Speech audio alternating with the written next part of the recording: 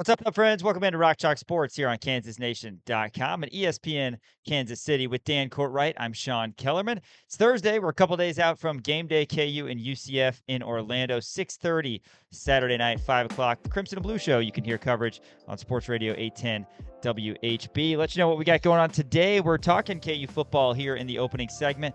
Going to hear from offensive coordinator Jim Zebrowski, who is about as charismatic a guy as we've ever had in regards to how he is with the media. And I know he's got a great relationship with Jalen Daniels and very easy to talk to. Yes. So excited to hear his thoughts. KU's offense has been awesome, led by Daniels, who just need to start winning a little bit more, right? 3-2 is probably the only thing keeping JD out of the legitimate Heisman conversation, but a great start so far for the KU offense. Yeah, I mean, Kevin brought it up on Monday about how kind of Jalen's having a sneaky fantastic year, right? 16 touchdowns, only 2 interceptions. I mean, he's on pace to have a Heisman caliber year. It's just the record right now is not where it necessarily needs to be. So Kansas keeps winning games. I think Jalen's going to get more and more in those Heisman conversations. Yeah, well, the Knights, they're a team who, they've got question marks at the quarterback position. It seems to me like KU's going to have a great shot on Saturday night, but we have to wait and see, and hopefully the guys can execute better in some of the areas that we've talked about throughout the week on this show. KU volleyball update, plus I've got some sour grapes regarding something I saw for KU basketball in line with some expectations we've had. We'll talk about that next segment. 10:40, Dan, it's a fantasy draft, one we've never done before. That's right. I know it's very special to you. It's a very special one, of course. Thank you. I'm actually surprised we've never done this one before. We're doing a fantasy draft of childhood TV characters to play basketball. I like it. So we've been doing a couple football drafts as of late. We're going to switch over to basketball now. I can't believe we did villains last time, but this is just kind of all childhood TV characters. All characters. Which my childhood TV character is different from yours, right? Yours is like, I mean, you have I'm not a Cartoon Network Willie, guy. And I mean, you were just so old. I'm not a Cartoon Network guy either. So yeah, that's crazy. We have that. Man, I was a big as well. I was a Cartoon Network guy in my Troublemaker days. That was the Troublemaker. It was the Troublemaker Network. That's what it was. Yeah, no doubt about that. And then all those kids were the same type of kid in middle school and in high school, and yeah. Anyway, so fantasy draft coming up a little bit later. After that, back to KU media. We're going to hear from both Blake Herold, who's had a great 2-game span, really. Only a sophomore at KU, so excited to see what his future looks like. Also, only a sophomore, redshirt sophomore as well. Keaton Kubecka, his best game as a Jayhawk was on Saturday against Cincinnati. We'll hear from him as well. And then after that, we've got a special guest coming in studio, Dan. It's Brian Hanni. No way. The voice of the Jayhawks? Brian Hanni, the voice of the Kansas Jayhawks and the host of Hanni and the Hawks. That's right. Which you can find on KansasNation.com. He will be in studio before he heads out to Disney World tomorrow to watch the Jayhawks take on the Knights. And then we're going to close the show Thursday night football, Rams and Redbirds. So Arizona getting another night in the sun. The Rams are my dark horse to win the Super Bowl. That's right, your dark horse. Yeah, 3-1, 4-0 teams, the only dark horses in the mind of Dan Courtwright. Chiefs have back-to-back primetime games, of course, there in Duval County on Monday, and then they host the Lions a week from Sunday, so that's exciting. But hey, let's start hearing from offensive coordinator Jim Zebrowski. A lot of success for KU's offense. We talked a lot about Daniels. He had 500 total yards in Saturday's game against Cincinnati. Here's Coach Z.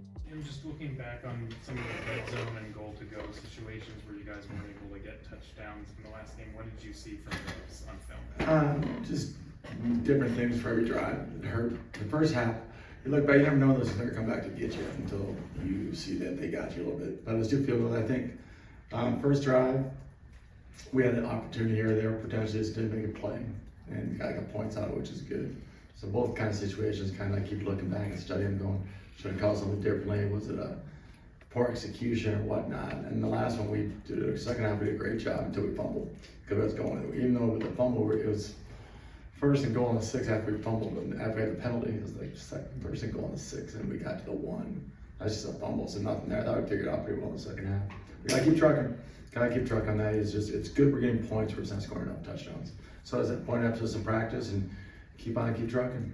So how do you emphasize that in practice? Do the situational stuff with the ball inside 15 and get the looks you're going to see defensively from the team you're playing against and go get it and keep going. And then you got, like I've always said before, is it plays? Is it not putting the right guys in the right spots? Is it should call something differently, and all there's so many things I always add into it. So that's how you do. That's how you practice. So it's been good. It's been good to see. Excited to see what happens. So what do you think UCF wants to do against you guys? Overall, Yeah. they're sound. I mean, they lost last week, but they've been sound defensive. They're statistically pretty good. Most of their stuff statistically, they run well. I'm sure they're going to put pressure on us from their front if they can. They play a lot of man coverage. They run really well. So I think they're probably trying. We hope they get try to get pressure their front four if they can, and try to play coverage in the back end. What do you like about, you had 2 plays where you had one where Cole got to run and one where Zeke got to do it. What do you like about, I guess, giving those guys a chance? We try to get guys who can make plays on the field. So they've shown the ability to in practice. They did a really good job of that. And it's kind of like, it wasn't as much Jason Jalen-ish, but it's just like you got guys and you have with Daniel not playing in that game, you're like, okay, can we get ball distribution with the guys to different people? So it's like E-man in the backfield and different ways to get guys that can really make plays. And keeping 2 quarterbacks on the field is good because they can still, it's not like if you take one, we do it differently. I mean, both those kids can throw. Like we can do a lot of different things. So I think the athleticism they both shown in practice has given us the confidence to say, let's do what we need to. And it makes the defense after practice, which is good. Was there an option there for either of those plays? Maybe, maybe not. I guess you gotta keep watching, you never know.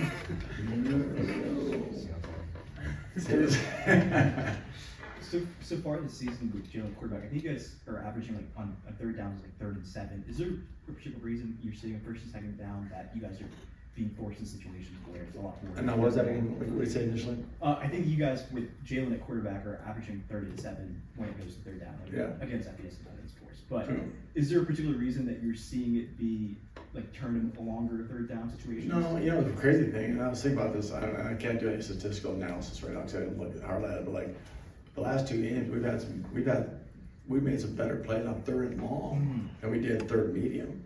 The problem I'm having right now is I'm disappointed with our 3rd and medium, our 3rd and 4, 2-7. Now, like I said before, every year, I'm a math guy, so you want to play a stats game, I can play a stats game with you guys.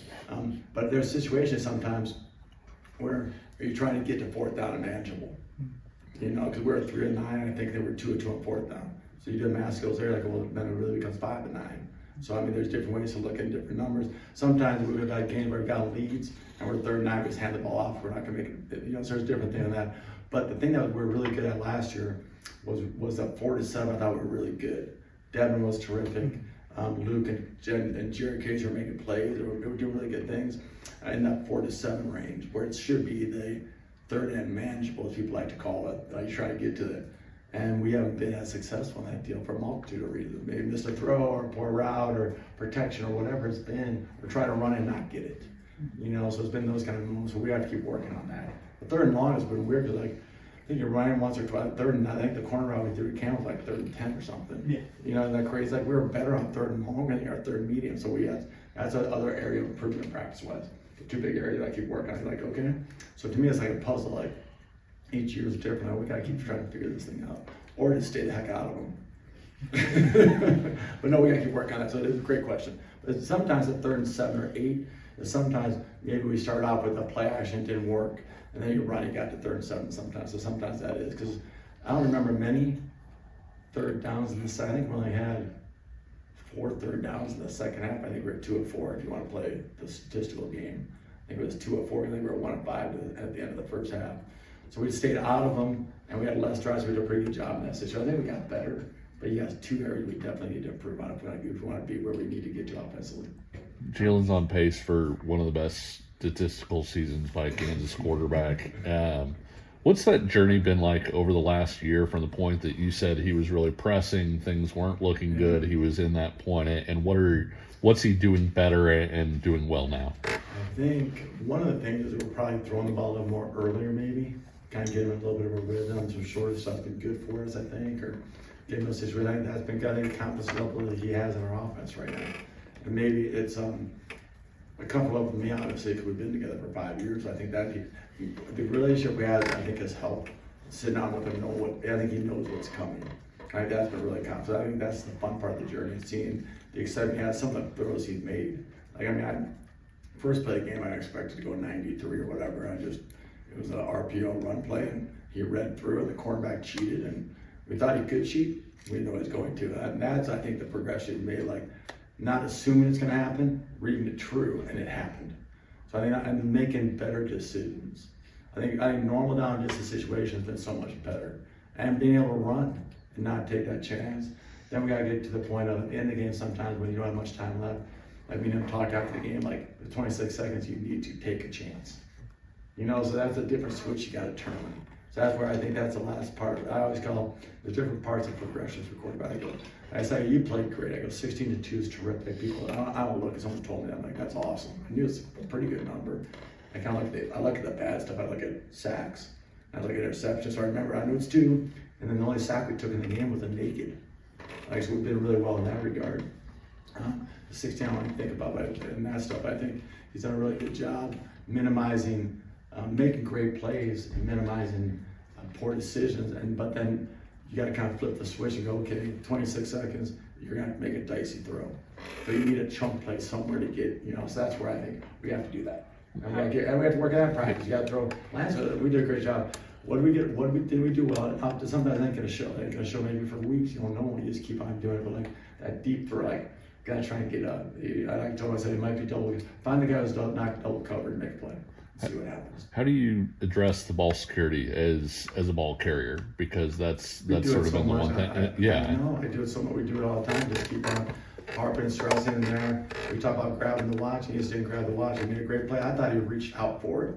Talking about jail, right? Yeah. Thought he reached out for it when you watched it. I watched the copy and then I watched the TV copy also, because sometimes you get different views of it. And he's just kind of knocked out. He just didn't grab. He didn't cover. He wasn't trying. I thought at first I'm like, oh no, did he try to score? And really didn't. He was fighting for it. A lot of times it comes down to why it's so bad that you got to know when it's done. It's like talking about it's over. The play's done. You got the one to stop and it's covered up. That's where you just keep on stressing and showing. And then keep going back to blaster and all that good stuff. How hard is it to get that first down on kind of a last minute desperation drive? Because it seems like sometimes you guys have success when you have a longer period of time. It is. I'd say easier. Sometimes you have your playbook's bigger.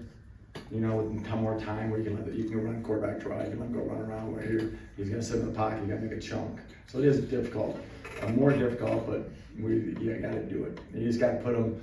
I gotta do a better job putting those situations within practice, like certain throw, hey, this. And so he knew it was coming. We talked about the whole drive, because the weird thing about that drive was like, we were in 2 mode. We were in, hey, we might have to still get a first down mode. Then it got down to, or kneel, do we have to take a delayed kneel to get a delayed kneel to get extra seconds? 2, also, hey, but if they do score, we gotta get back in touchdown, field goal mode. That works to be a field goal. So it's like a lot of different conversations. So me and him had laid out the coach said we laid out the whole drive that was coming, like those 4 plays that came, or at least the first 3 were coming or were coming, like we knew it had, like, hey, you just got to prepare for all different things. So yeah, but the first one's tough because you're trying to say you had one time out, so you can play the middle, and we had an opportunity. I think Emmanuel a little bit, and Keaton was coming open and big potential a little bit, but you hope to get that one just to get going. How would you evaluate the run game and what are the kind of next steps? I thought the run game was solid in the second half. I thought we got what we needed out of it. To me, it's like, we were just talking about that, it's like, if you're doing something well and they're not stopping it, why are you going somewhere else? So if they're struggling to stop the short passing, let's say, and what do you need to just keep doing it? It's just like when you're running the ball well, or when you're running the ball game 10, when you keep doing it, they can't stop it. So I think we've done a good job doing things that are keep drives going and do what the defense is giving us. Just like the second touchdown, Emmanuel caught that one play drive. What they were trying to do run game wise, we were running an unbalanced set, and they brought their free safety down and their backside safety down. Like they were bringing everybody trying to stop the run, the box, and that's what opened up that type of throw. So I think the second half was better. I think it got what we needed. LeSean had some runs, and Jalen was running around a little bit. So I think when you go touchdown, fumble, touchdown, you kind of got pretty good drives going. So I think that's where it's kind of been kind of the mixture part. Early on, they threw some 4 down at us, a little more than we thought, a little bit. So it's kind of like, okay, now, hey, are they gonna play this 4 down? They had it in their package, but like, are they going 4 down now on us or 3 down? So you had to kind of feel. And sometimes it easier feels for me. I'll sometimes kind of maybe take a quick pass game or some other stuff and kind of see what they're gonna do. But I thought it felt better. I was excited the second half. I'm like, okay, we felt pretty good at halftime. What have you thought of what Keaton's done recently? He had some big catches. Fired up. You see, you guys who've been to practice and you see him like he's a talented young man. It just looked like it was so fun because he caught a couple short throws. And then that corner route he ran in the fourth quarter, he snapped that kid like it was a great route, like a legit great route, snapped the kid off and made a great route catch. And like so excited, I'm like, and that's what we know he has. So it's so fun to see him just keep building out there. Just like Mahone has some really big plays too, and it was fun to see him, which you've seen before, like has some really big explosive plays too. So it's kind of fun to see those guys kind of, not that the light goes off, but the confidence level, you're like, yes, because you know it's there. And you hadn't had many opportunities, it finally got some. When you're in the press box, what's your reaction when you see Bud wide open? Let's go. I feel like the Mason Fairchild Jared Case experience again, man, doesn't it? Like in those kind of moments. But no, it's been good. He's been a really, like not a surprise. He knew he was good, but just done a really great job. You know, especially with something that's happened in that room now. He comes in like he got in there late. We had a good solid player, and he's been terrific. So it's pretty exciting to see that kind of. You see it for me, you're like yes. Then you're just like, please make the throw. Jokingly, like, I saw that ball, I'm like, oh no, it was a hell of a catch. It really was tough. It wasn't easy. It was a heck of a catch. That catch was a great catch. That Emmanuel's catch behind the second touchdown was impressive, man. It wasn't like it was like turn back a little bit, catch it, and then still spun off and went cruising. So it's pretty impressive. Where do you think the tight end blocking is at this stage of the season? Improving daily. I really do. I think it's seriously. I think it is. I think it's some of the stuff we're asking him to do. They keep getting better. Carson, being a young kid, he's kind of figuring it out. So it has his tools and skill set. But I think every day it keeps getting better and better. And now figuring out what they really are great at. Because you kind of figure it out throughout the process too. But I'm excited about it.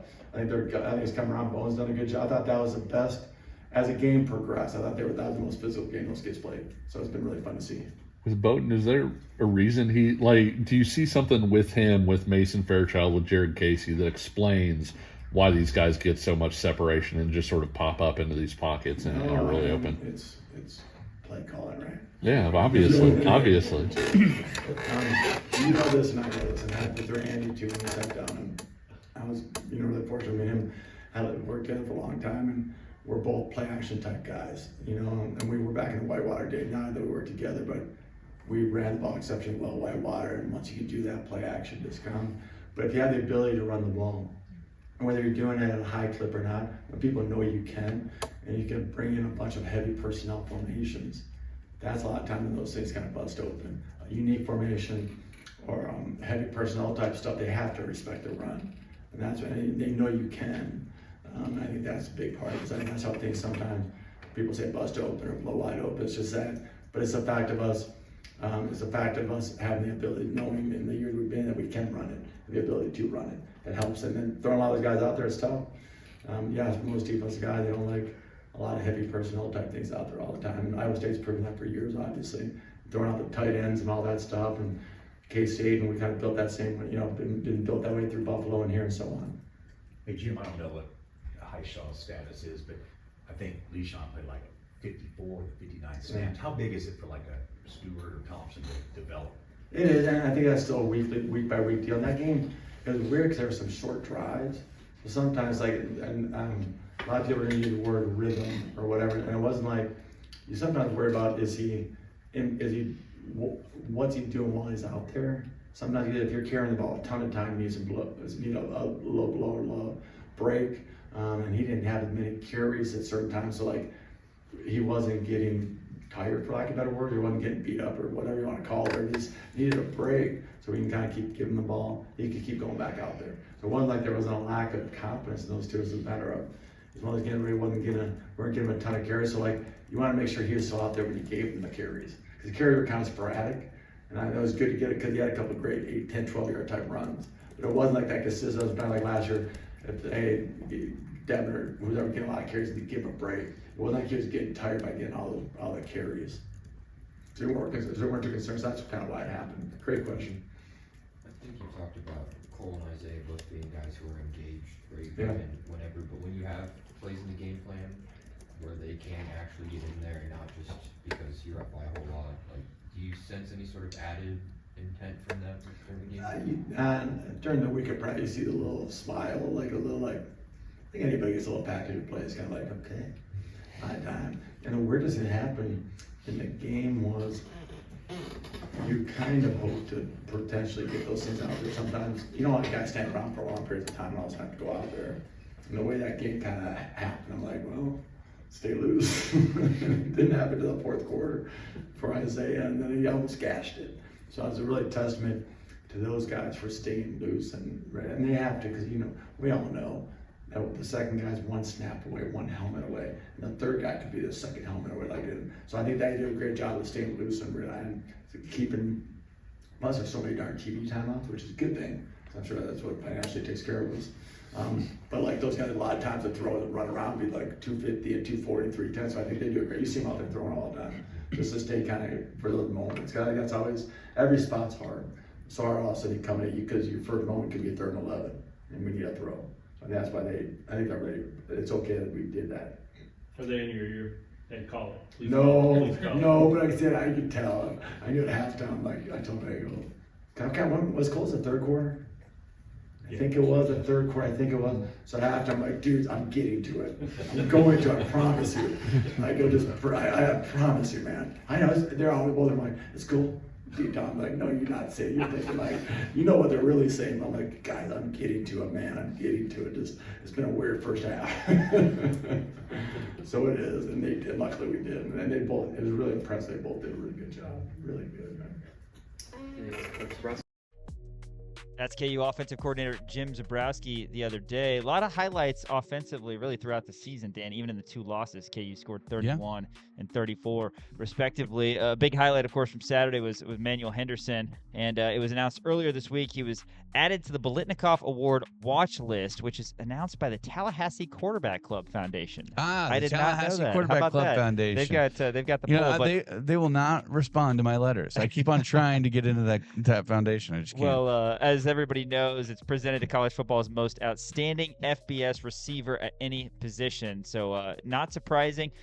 You had the Fresno State game where I think he ended up with 3 catches, and you weren't necessarily worried about it because KU coasted, and then you had the bomb against Wagner, and he hasn't really missed a beat, and this is what we hoped he would be. KU had some receivers. You and I were talking a little bit ago about this last year, outside of Luke Grimm, who underperformed, I would say, due to expectations, and some of that was Jalen Daniels didn't play as well. Last year, JD had 14 touchdowns, 12 interceptions. That's this right. year, he's already at 16-2. So you didn't quite get the production out of LJ or Q in their final year here on the call, but Luke Grimm was awesome as usual, and now Henderson, he's become that number 1.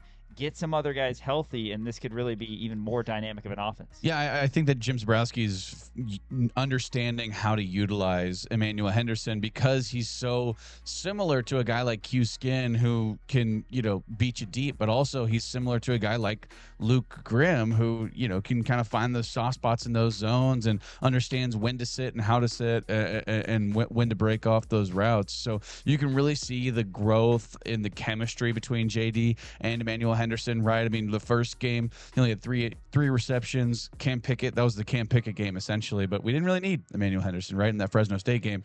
And then he's just been continuing to grow and grow and grow. And it's great to see a guy like that who was a highly touted recruit coming out of high school, didn't really get a chance at Alabama, only played in a couple of games, maybe just one game, I think, had a couple of catches, and has come to Kansas to really prove to everybody that, hey, look, I am the real deal, and I can actually do this. And 214 yards, a couple of huge touchdown passes with a 93-yarder and a 75-yarder. I mean, he's proven everybody wrong. So a shout out to him, and he well deserved to be on the Bolitnikoff watch list. You got to think that Kansas has a great chance to score a lot of points against UCF, and then defensively, I like our guys up front against UCF's offensive line. We'll have a bigger breakdown tomorrow on Rock Chalk Sports. UCF does have some athletic, good receivers as well. Dwayne Thomas Jr. is more of a jitterbug type, but he leads the team in catches. And then they've got Burke and Black on the outside who have a lot of size as well. So the law firm, why not? always the law firm of Burke and Black, the 6'3" receivers for UCF. After this, we're talking KU volleyball and some KU basketball chatter as well on Rock Chalk Sports. Thanks for listening to ESPN Kansas City and watching KansasNation.com. This is Dale Highshaw, and you're watching KansasNation.com. We're gonna be out of Hy-Vee tomorrow. How about That's that? right. Clinton and Castle, it's $7. You can get a delicious, ready-to-eat pizza, and I know at some point you can get chicken enchiladas with Spanish rice. That's So absolutely if right. that's your thing, then come on by and enjoy a great meal. Great place to pick up a single banana, some allergy pills, whatever you need in addition to your meals. Yes. Certainly, though, we Single love being out banana. there. We are going to be giving out some Kansas Nation swag. Oof. You like T-shirts? We got them. You like glasses? We got them. And Hy-Vee perhaps will be providing some things as well. That's right. Yes. Shout out to Keegan and John and Jen and all those, all the people out there at Hy-Vee. They're just super gracious to be able to host us every other week. We love going out there because the lighting is fantastic. Makes me look 10 years younger. But yeah, no, it's gonna be a lot of fun. So please come on out to Hy-Vee from 4 to 6 tomorrow. We're gonna be live out there. Hell, we're going to be setting up at like 1:30, so you can come over and just say hi. I mean, we're going to be plugging in stuff and all that. Yeah, we're going to be pretending like we're working. Yeah, it's going to be all Elijah, but we're going to be pretending like we're working. But come over and say hi. We'll give you some free stuff. It'll be a lot of fun. And grab a $7 hot grab-and-go pizza because they're fantastic. Like I said, I could not tell you how good of a deal this is because we did a video about it. We showed the pizza. Yes. Man, it's a good looking pizza. For $7? $7 for that pizza? I would pay 50. All right, I'd pay 49. That's fair. Like 48. Hey, when we go to Kansas City and enjoy Gates, we don't hesitate spending $30 on a meal. No. Sometimes But Dan and I are just huge got, food guys. You got upset the last time we went to Gates. Remember this? Oh my God, they didn't give me free refills. Yeah. On my large red. That was crazy. It's a good thing I got a So, large. Did they? Is that a new thing that they just changed? I don't know, man, but it's $3.50 for a large red. Plus, it's $7 for the onion rings, and then it's it must be like $14 for the burnt sandwich. For the and then you sandwich, tip yeah. $4 or whatever. Right. So that's what it is. that It's right like, there's man, the that's $30. And then but with the no free refill, you're like, come on. I know. See, that was what pushed you over the edge. I love that. It's It like really was. the other really the extra was. $3. I know, but I love Gates. I like Gates. But it's like I can go get a 2-liter of red soda, and it's cheaper than that. What's the brand of red soda? I think it's Miranda strawberry. Miranda. Yeah, we should get some. We should get some. Miranda, if you wanna, product placement or anything with us here at Rock Chalk Sports. I love your red we're soda. Big, large. I'm also a big red fan, which is totally different. Same color, but it's red cream soda. Are you a big red fan of the soda or the gum more? The soda, for sure. Okay. Yeah, though I do like. Well, you the know gum. what Ricky Bobby said about the gum. If you don't chew Big Red, never mind. I won't. I have never seen that movie. That's crazy. Yeah, That's it's crazy that just you've never seen that movie. Another movie. But yes, Hy-Vee and Dan, you would be the first to say chicken enchilada, fantastic. Spanish rice, great. That's icing Pizza, on the cake. Fantastic.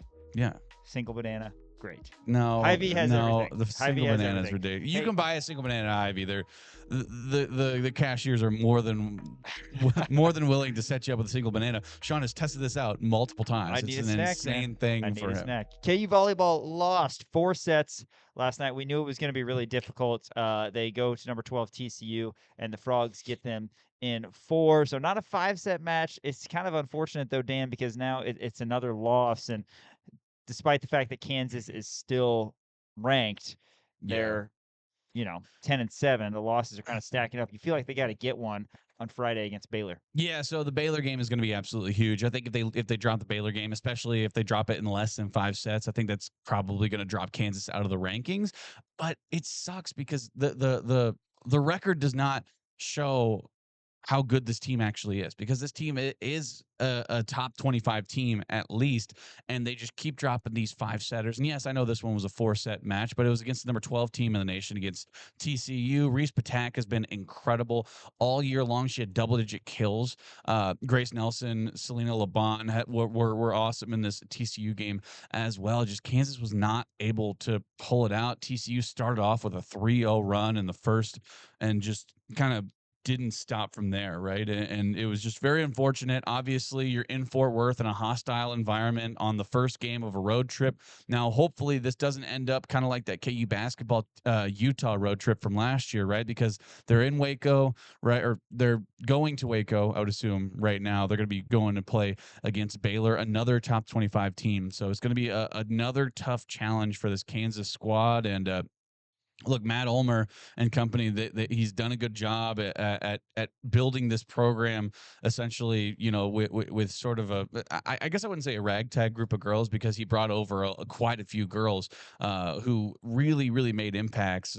Ryan White, Kristen Klein, there's a ton of girls who was able to come over, but also building that chemistry. I think they're still kind of in the process of that. And Henry talked about it. They're actually running a two-setter set right now with Katie Dalton and Kristen Klein both out there, which those are two of your best players, and instead of having one on the bench, you have both of them out there setting up the girls for kills, like Joanna Selinovich. So it'll start to work, right? They're still tweaking some things. They're still, kind of figuring some things out here and there. They're still building that chemistry, right, with Kristen and Katie with the outside hitters. But I think that you have to absolutely win this one against Baylor in order to stay in the rankings. After Baylor, who again is ranked number 15 in the country, KU's home for 2. They get Texas Tech and Iowa State, 2 unranked teams, so you feel good about that. But, there have been a lot of opportunities for KU. They've won a couple of them against top 25 teams, but certainly one would be great against Baylor. Again, that's going to be tomorrow night, 7 o'clock in Waco. And, then 2 matches at home. You hope for the girls' sake and for Coach Ulmer's sake they're able to get that done. Hey, really quick, I wanted to get into this KU basketball thing that I saw earlier today, Dan. Not happy about it. You and I have talked a lot about Kansas basketball likely being ranked lower than we think they should be, which is not surprising. We're homers, right? Yeah. We're always going to think they should be number 1. But the bottom line is they've been number 1. I'm going to say, I'm not a superstitious guy. I'm a little stitious. Yeah. So you want to I be would number prefer 2. anything other than preseason number 1. Preseason number 1, the last couple of years for Kansas hasn't gone well. They've ended up as a 4 seed and a 7 seed, Preseason number 2, I'm all for it. But this year, we know with a whole new roster and a lot of question marks regarding how these guys are going to fit together, who the top producers are going to be outside of Darren Peterson, that sort of thing. We were like, okay, this team probably will be ranked 18th, 20th, maybe in the preseason. We'll see. I mean, we'll see shortly enough what that is. John Rothstein, CBS Sports, who I love because of how much he loves college basketball. Yeah. I'm a huge, huge fan. He's a positive guy. Like a dork in the nicest way. Yeah, like a basketball psychopath. Big fan. Put out his Rothstein 45. Kansas, Don't say 32. There is no world where KU is the 32nd best team in the country. You've got a Hall of Fame coach and maybe the best player in college basketball coming in. And how does that add up? I'm fine if you want to put Kansas at 15 or 16 or 17, whatever, just because you're salty about ranking them too high the past couple years and the question marks that I mentioned, that sort of thing. 32nd. That is unheard of for a Bill Self-coached team. And you got DP, and you know what? I'm fine with it. I just couldn't believe it when I saw that number next to it. I don't know. You're not gonna like this. I'm fine with it from the outside, but 32 is insane. I think Rothstein is turning into a clickbait kind of guy. Does that make sense? Like anything like big happens in, like, I think he's sort of leaning into it was funny at first, right? Because like, it'd be like that, like, the presidential, election was happening. And then he'd be like, oh, Lehigh and DePaul announce a home and home in 28 and 29, like that would be funny, right? You would see that. I think that he's understands that and he leans into it now. And he wants to be the guy who is just a natural contrarian to whatever.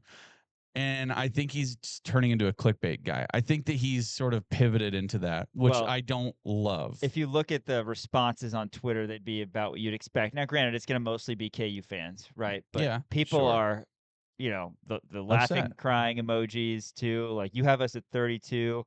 People saying essentially what I just said, which is Bill Self and Darren Peterson automatically gets you at least to 15. And then you also have 20. Flory, you have Paul and Bia. Yeah, I mean, there's a lot of Tiller, things, but it's unheard of to me that El Marco, Kansas would be this low. 32. Insane. So we'll see. Of course, college basketball will be here November 3rd. He does 32. So tomorrow will be 31 and so on. So we don't know who all exactly. I'm sure we could, cross the T's and dot the I's and the J's and figure it out. But 32? We'll know as we look at these rosters over this next month.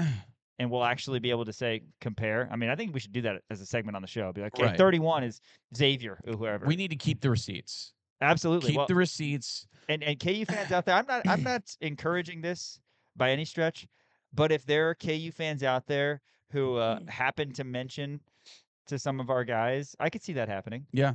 That Yeah. hey, you guys, you're 32nd. Hey, right? Rothstein thinks that you guys are bad. It's just a chip on the shoulder, and you know what? We haven't had that the past couple years, so Yeah. that's a plus. And You we've know, got the athletes this year. Right. Got the athletes. I'm I excited mean, for because it. in theory, what is that? I mean, an 8 seed Yeah, in that the It's last the eight, last the eight last 8 seed. seed Yeah. in the NCAA tournament. In I theory, mean, right? I just hope that at some point we can look back on the show and be right about this. But 32 is ridiculous. Even if it were 22, you'd be like, okay, that's lower than I thought. Right. But Darren Peterson is a generational talent. You cannot. Bill Self is maybe the best coach in the game. I don't No, get it. there's no maybe about it. We'll see. Who else would it be? Danny Hurley won 2, but look what Danny Hurley did last year with UConn, right? They were bad. So, I mean, I don't know. In terms of like resume, Bill Self Well, is yes, Bill Self's the best. Bill Self, in terms of resume, in terms of consistency, Bill Self is the best basketball coach, not just now, but within the last 20 years. This would be a bad segment for us to continue going, a bad road for us to continue driving on because we're just going to agree with each other. No, I know. You're absolutely right. Yeah. But you said maybe. There's no maybe about it. 30 seconds. Rothstein has Kansas basketball. It's asinine, and we'll see how that ages, I guess. After this, we're going to do a special fantasy draft on Rock Chalk Sports. KansasNation.com. Thanks for listening on ESPN Kansas City. Hey, this is Cole Ballard, and you're watching KansasNation.com. John Kellerman, Dan Courtwright back in the Kansas Nation studio for Rock Chalk Sports. Dan, going to get into our fantasy draft here that we do every Thursday on the show. How'd you come up with this one? Funny enough, our chief executive producer engineer, director, president of the of Kansas Nation on the director side of things, Elijah Schmidt. He came up with this one. Big Lodge, as we like to call Big him. Lodge. He came up with this one. We are doing a fantasy draft of TV characters to play basketball. So, and it doesn't have to be cartoons. It can be anything, like you said. No movie characters, though. But if they made a movie about the TV show, then that still counts. Okay, right? yeah, that's like just for example, because I'm not going to take him like The Simpsons. Like there's a Right. Simpsons movie. Yeah. It's like but obviously it's The Simpsons. You know what I mean? So yeah, that's fair. That's fair. yeah, but Well, yeah, we were doing TV characters. As I understand, you were scrambling kind of at the I'm last scrambling second. a little bit. Yeah, you're not kidding about that. I've got a few that I like, but I got. By the way, I want to say this because it's this is a loophole that I would find, and I don't know if you would use your mind like this. Basketball is not a TV show.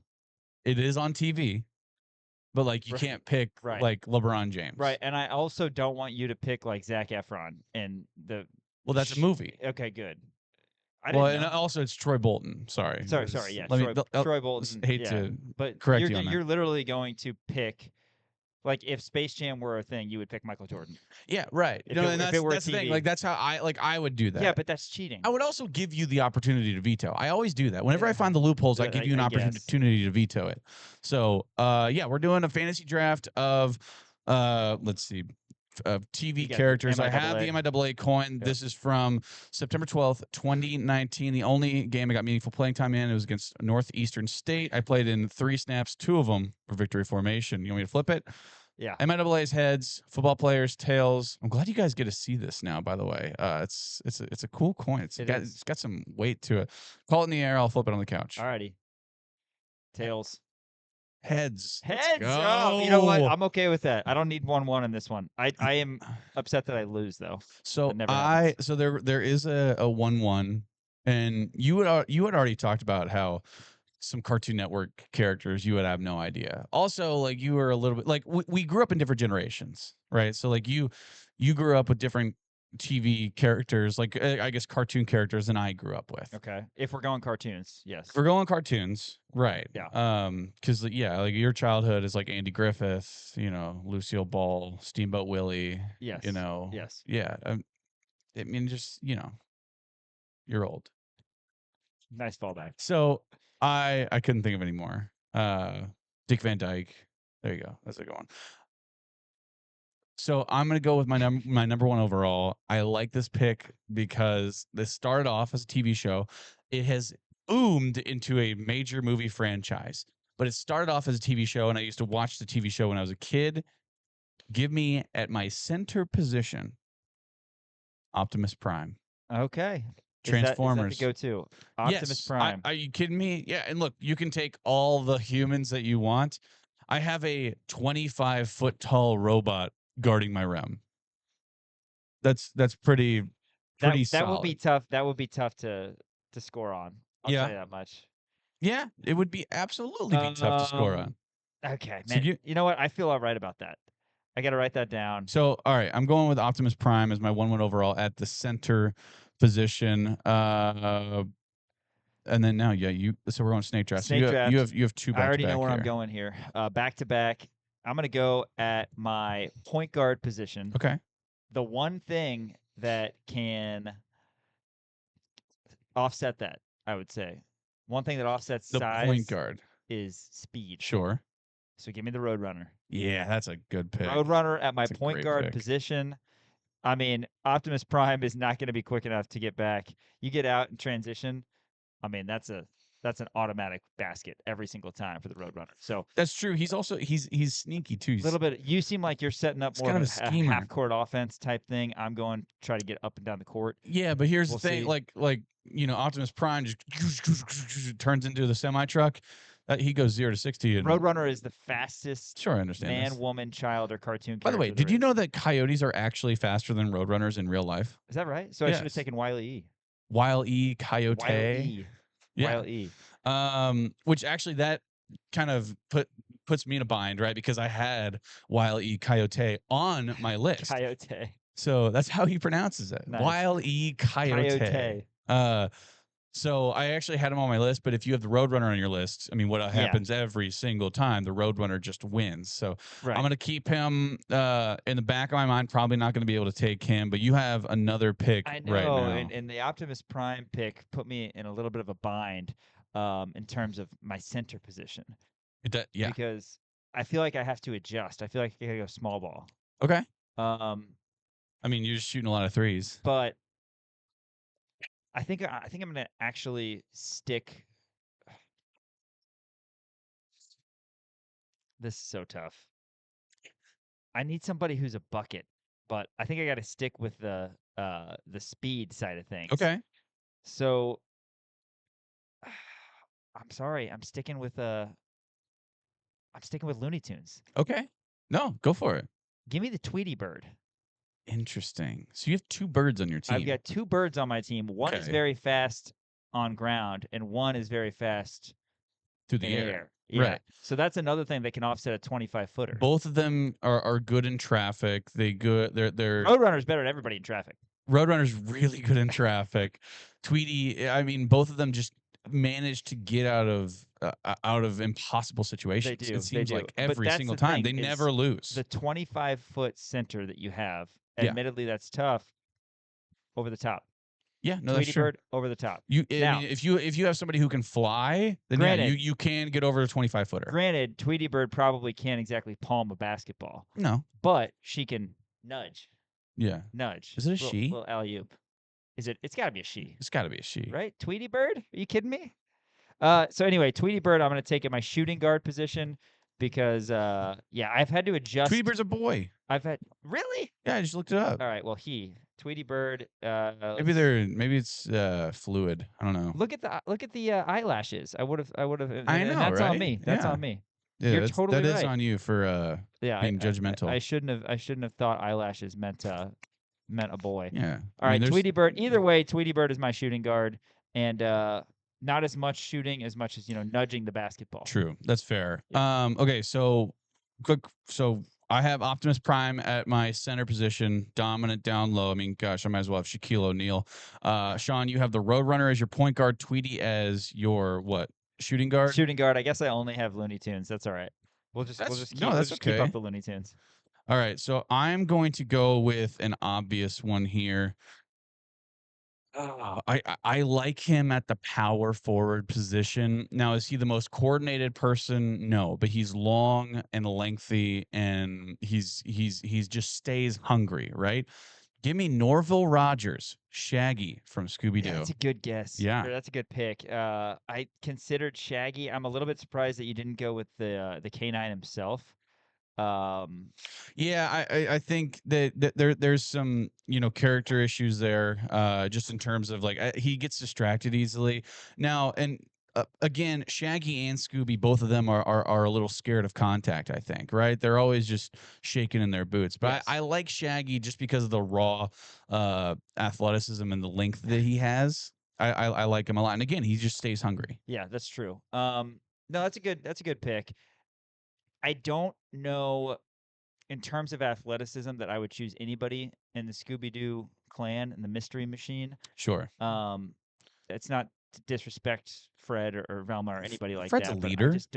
I just don't see athleticism as a top trait Okay, fair of enough. that. But you know what? I'll accept it. Shaggy. I mean, Shaggy can get down the court too. I mean, have you seen him run away from ghosts? That's true. He's got some That's speed. true. There is a little bit of speed. I mean, panic speed. he'll run. He'll leave a cloud of dust behind him. That's how Yeah. fast he is. He's so fast. Gone. You got one more. All right, so I got one more. We'll go head coach too, as well. Yeah, I want to take a shooting guard, and I'm between a couple. I'm gonna go with my 3 position, just a classic, maybe like a small forward shooting guard kind of guy. I'm gonna go with a real person. Give me Will Smith from The Fresh Prince of Bel-Air. I considered him for sure. He's so good. I mean, he's always hooping outside. yes, I mean, now granted, he has gotten in some fights before on basketball courts. I mean, that's one of the reasons that he had to move from Philadelphia to Bel Air, right? But I think he's got it kind of figured out. New environment for him, right? He's got his head on his shoulders. He's got good mentors in Aunt Viv, right? Uncle Phil. So I think that he's starting to be pushed in the right direction. It's sort of like Silvio De Sousa, right? It's like, look, he had that one thing, but I think that a change of pace for him when he went to Chattanooga, I think he really was able to shine there. So a guy you kind of have to keep an eye out for, but he's just got that raw talent, man. Just that raw talent down low, or not even down low. Just he's a good shooter. I mean, you remember the episode where him and Carlton played high school basketball? Of course. I mean, Carlton was horrible. Carlton is the worst basketball player I've ever seen. I agree. The best basketball scene, though, in anything occurred in a Disney movie called Double Teamed? Yes. Yeah. Double Teamed. Yes. That's the greatest 35 seconds that was actually 5 seconds Right. ever. All right. Well, I figured out what I'm going to do about your size situation here, and I'm going back to center. So there's a couple guys that I'm considered that I'm just going to say right now because I don't think you're going to take them. You've already got your center position. Sure. But I'm going to completely fade 2 center options that I considered, which were Big Bird and Barney. Yeah. So those are going to be honorable mention. 2 different. I mean, one of them is like Victor Wembanyama. One of them's built like Shaq. But I don't have the athleticism. They're not quick twitch. Right. That's the thing. I get you. You know who is quick twitch and who can match Optimus Prize from a size standpoint? Exactly. 25 feet. Athleticism. Bouncy. Yeah. Give me Clifford, the big red dog. Oh, that's a great pick. Clifford, the big red dog, absolutely will be my center. So now I've got my point guard, I've got my shooting guard, and I've got my center. So I wanted to completely, when you took Optimus Prime, get rid of size in general. Right. But now I feel better. You got to play matchups at some point. Yeah. Right. So I get you. I got the speed with the Roadrunner. I've got the loft of Tweety Bird. Yeah, I like that. And now I've got the matching size. But yes, if you look it up, Clifford literally 25 feet from paws to head. So that's the one matchup for Optimus Prime. Give me look up how tall Optimus Prime is. Optimus Prime is. I thought you said 20 feet or 25 feet. This is approximately 30 feet. 28 feet. Most common heights are 28. Looks like Clifford's actually 29 feet. So I'm good there. I'm good on that front. All right, so I'm not doing Barney or Big Bird. I do have one more, and I'm actually going to go to, I guess, a similar mindset of you taking the Fresh Prince, Mhm. but I'm not necessarily looking from a talent standpoint. I want somebody who's going to be out there being a pest, Sure. an absolute pest. No, whether you're a 25, 28-foot robot or an actual human guy, who's going to be the most annoying person out there? I want Lewis Stevens. Lewis Stevens is as annoying as it gets of a person. So you need that pest. You need that player that you love when From he's the on Even your team. Stevens? Yes. You Yeah. need that player that you love when he's on your team and you absolutely hate when he is on Locker the room other guy. team. Yeah. He's A locker room guy, not the most talented, but he's he's going to annoying. annoy you Yeah. whether you're the 1 or the 5 on the He other plays team. basketball like you play basketball, which that's how you That's very true. self-proclaimed Very you're true. the annoying, like the Yep. pest. So he's going to be my 3. Lewis Stevens will Okay. be Small forward. the annoying option for me. But yeah, so I think I am gonna need one more scorer. I think I need my power forward to be a scorer, so I have to see where I'm at Sure. here. But I've got right now my point guard, the Roadrunner, shooting guard, Tweety Bird, can go over the top. I want to Yes. stress that. Small forward, Lewis Stevens, he's the pest, and then Clifford the Big Red Dog as my center. That's good. Yeah. And right now I have Optimus Prime as my center, Shaggy as my power forward, and Will Smith, the Fresh Prince, as my small forward. I've got 2 back-to-back here, and I have some. So I don't have a point guard yet. I, I have so many good options here. I think I'm going to go with. So there's a couple different ways of thinking here, and you can veto this if you want. That's never good So when you start with that. I'm just going to go ahead and say, I'm going to say it, Lola Bunny, right?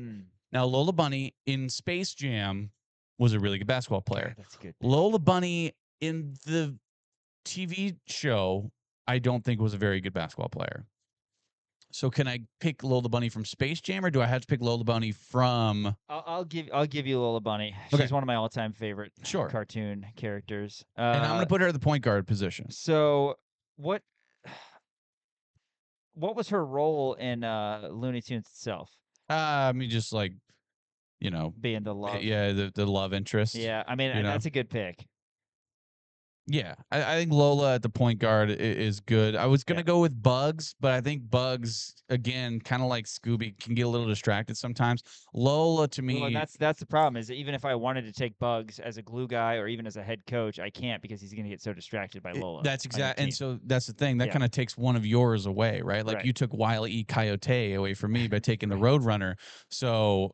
yeah, it's like, look, Bugs is going to be like his jaw is going to be on the floor. His eyes are going to turn into hearts whenever he sees Lola out there on the court. It's just like he's going to get distracted, right? So I'm thinking about like defensively. If you were to have Bugs, I think that's the way to go.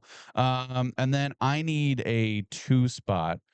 I'm going to go with a guy who's just excited to be out there and excited to go to work every single day, and he's always ready. He stays ready. And you know who I'm going with? Who's that? SpongeBob SquarePants at the 2 spot. Yes. SpongeBob at the 2 spot. Now he's a little soft, right? He is. He is Not the strongest of guys, but very absorbent. But he's just he's I mean he can absorb contact is what he can do. He can absorb contact, and his brain is like a sponge, right? Anything you throw at him, he'll just like he knows the game of basketball. He just absorbs everything. He's a really coachable guy, and I think that's what's important because his brain is like a sponge. Like I said, he's always ready. He's ready for whatever it may be. He's always ready to go to work. He's just a motivated, highly motivated character. Needs to work on his shooting, needs to work on his form, but I like the fact that just he's always ready to go. And he's always ready for a challenge. Not a very big guy. No. Right. But fair enough. Again, the absorption, I think, of SpongeBob of contact is a big thing for you. I've got my power forward and my head coach. I mentioned I think I need to get a little bit of girth. I need some power. I need somebody who could score. So I'm going to go with Raphael from the Teenage Mutant Ninja Turtles. A good pick. He's the strongest of the Ninja Turtles. And again, if you need a basket, you need somebody to feed. Think Marcus Morris, think Thomas Robinson. Get Raphael on the block, and he's going to find a way to make it happen. Obviously, you like having your 5-man at Clifford the Big Red Dog. Yeah. You can clean anything up. But again, you've got the power, the girth. I needed that. I had to adjust a little bit, right? Because I wanted to go big. Right. And then you took Optimus Prime. I'm thinking, all right, well, I got to go back to the speed side of things. So I was like, all right, well, let's establish speed front and center of my team. I got Roadrunner, I got Tweety Bird, somebody who can go over the top of the court, that sort of thing. Had to match your size at some point. Right. That gives me Clifford, but I'm still in search of some scoring, especially after taking Lewis Stevens, who's out there kind of more of a defensive pest. Right. Raphael is that go-to guy on the block when you need a basket. So I watched the film on him. No weapons, correct? No weapons. No weapons, no of weapons. course. That's He's fair. a little bit of a hothead, Which is why I didn't take Elmer Fudd. right? I mean, look, Donatello, I think, is a natural born leader. Raphael is just such a brute force, but again, he can get a little in over his head, and that's why I kind of left him on the and board. That's fair. The one thing that But my team is missing right now is a leader, Right. in that leadership. But you still have your head coach. So I still have my head coach, and that person's going to have to fill that. And man, so many options. Head coach again. I can't go Bugs Bunny, distraction tactic. So Right. that's going to be a problem. If I really have to tap into who this should be, it's still me, right? Yeah. I think I'm going with Arnold from Hey Arnold. That's a great pick. I like Arnold, always front and center. I mean, more of a football player, I would say, in terms of the shape of his head. But I like the head coach. I like the head coach aspect. Basketball. Right. He could be a leader. He could teach life lessons. Everything. Yeah. He's a football guy for sure, but I think that'll translate, right? I mean, he's got football in the brain, clearly, Obviously. But I think it's important though, right?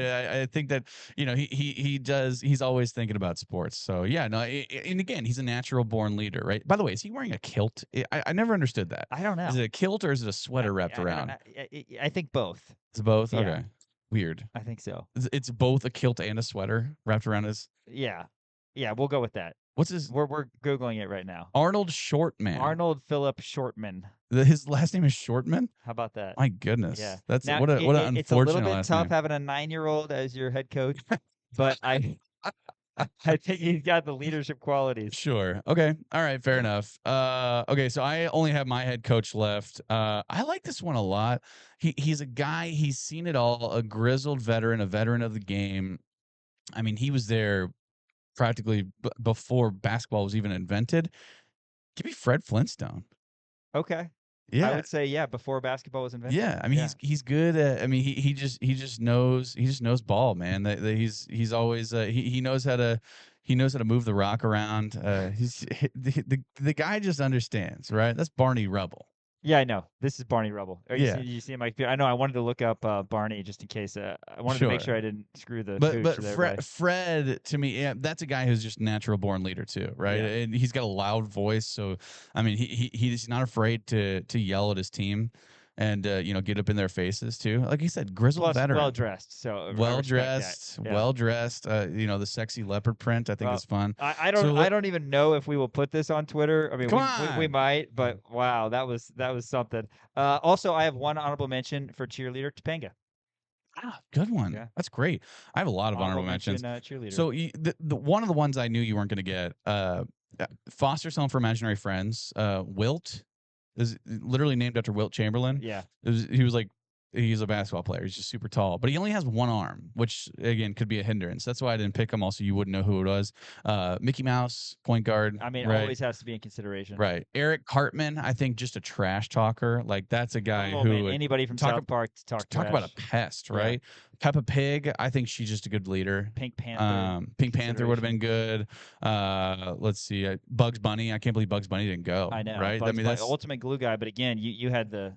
Lola. You had the ultimate defensive move. Right. There. Yeah, exactly. So, all right, I have, let's see, I'm going to go through my list. So I have Optimus Prime as my center, Shaggy as my power forward, Will Smith from the Fresh Prince as my small forward, Lola Bunny as my point guard, SpongeBob as my shooting guard, and Fred Flintstone as my head coach. I've got Roadrunner at my point guard, Tweety Bird as my shooting guard, not as much shooting as much as, angling the ball into the basket from atop. Lewis Stevens as my pest small forward. Raphael from Teenage Mutant Ninja Turtles is my Yeah. power forward. Clifford, the big red dog, bigger than Optimus Prime, according to the World Wide Web. He is center. And then, Hey Arnold as my head coach, a 9-year-old taking the reins. That's how it should be when you're doing Of course. cartoon characters. I hope you enjoyed that fantasy draft. After this, we're getting back to the sports side of things, as we're going to hear from a couple Was that not sports? KU football players in Blake Herold and Keaton Kubecka on Rock Chalk Sports here on KansasNation.com. Thanks for listening as well to ESPN Kansas City. This is Dale Highshaw, and you're watching KansasNation.com.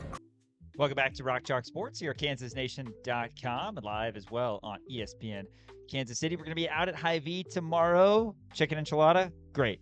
Pizza, fantastic. Spanish rice, Great. Banana, Fantastic. Tell us about Hy-Vee. Yes, we're going to be out at Hy-Vee tomorrow. Clinton and Castle here in Lawrence. You can get a $7 hot grab-and-go pizza. Fantastic. Best bang for your buck in town. We're going to be set up at the Market Grill, handing out a bunch of stuff. Andy Flower, I know you're listening right now, man. Come see us. I like it. Andy Flower. He's going to be in from Michigan. That's pretty cool. Shout out to Andy. Pretty cool. Yeah. Shout out for the support on that front. Yeah. We are going to be previewing, of course, KU UCF. We're going to have our sports stock market. Plus, we're going to have a special guest. Andrew Cherico is going to join the show. We had to pre-record that yesterday, but insider for UCF for 24/7 Sports, Andrew Cherico will break down the nights in advance of Saturday, 6:30 kick. Blake Herold, we heard from a little bit earlier this week from post-game Cincinnati, right. but he also spoke to the media on Tuesday. Let's hear that right now. Off a loss, nothing really changes. The submission's still the same. Go 1-0, play fast, physical, and for each other, and keep playing our brand of football. What are some of the things that you're maybe emphasizing based on the last game? Still emphasizing 2-minute a lot, into half, into game, stuff like that. Looking back at the film, just what you see from you guys as an overall defensive performance? There's always stuff to clean up, good and bad for sure. But there's always something that we can get better at, something we can keep progressing forward, keep working on, keep perfecting our craft and stuff like that. So UCF could play 3 different quarterbacks. How do you guys kind of prepare for that? it's a challenge for sure, but we're going to keep preparing for their offense. Doesn't matter who's running it for real, but we're going to keep preparing for the UCF offense. What are you seeing at the UCF offense? They're a good unit, a lot of tempo, stuff like that. So we're going to keep doing what we do, beat tempo with tempo, and keep playing detailed football. Like both DK and Coach Leipold talked about you battling through stuff just to get to game day, and how happy they are when you get out there and you produce. Just talk us through, not specifics, but just like your work throughout the course of the week to make sure you're physically able ready. Yeah, so recover as much as you can, sleep, eat, drink, all that, be in the training room 24/7, ice, everything you can do to get ready for a football game on Saturday. And where do you feel like you compare yourself to last year? Where do you feel like you've taken kind of the biggest steps forward overall? A lot in that recovery aspect, playing a lot more snaps, a lot more wear and tear on the body. So being able to recover a lot harder makes me more available on Saturday. Tommy Dunn and Zebrowski have been 2 guys in front of you for a while. How much have they helped you get to the point where you are now? They're great mentors. Being able to push them helps me elevate my game, and then helps them elevate their game. Just keep being able to push them, and then people behind me keep pushing me to do the same. Get my lungs a little bit better. Pretty strong last couple of games. Any specifics that have gone into changing the way that you approach a game in these last couple weeks or anything like that? Nah. Playing D tackle, sometimes the plays come to you, sometimes they don't. That's just the glory of playing D tackle. I've been blessed. When the plays come, I make them. So just keep playing my brand of football, and great things will keep happening. This is the first true road game, I guess. You guys went to Columbia, but this is a ways away. How do you prepare for that? It's the same home or away. Keep preparing for the opponent, respect the opponent, but keep preparing, playing our brand of football. What do you see out of the pass rush right now, where you guys are at? I think we're doing great. There's always something to clean up. Always a lot of stuff to work on, depending where you're at, where you're rushing from and stuff like that, what kind of packages and stuff that we're running. But, always something to work on in practice, but I think we're doing a good job.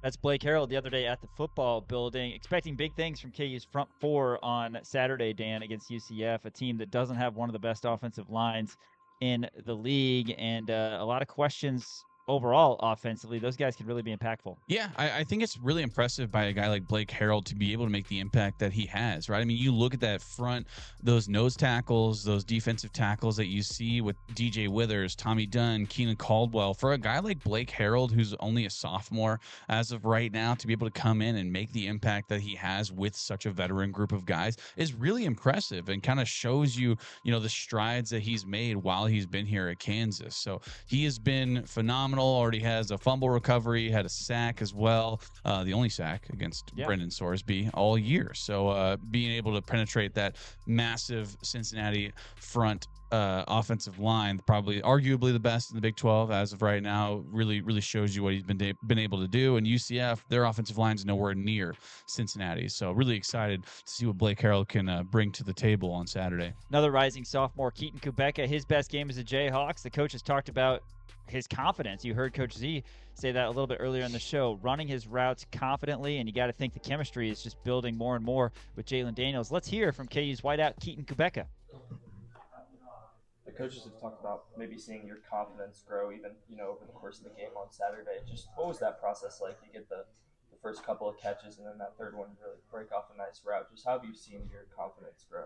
No, it's been good. It's a lot of reps. Through all the years I've been here, kind of all the experience I've seen being behind some great receivers, kind of like the ones we had last year.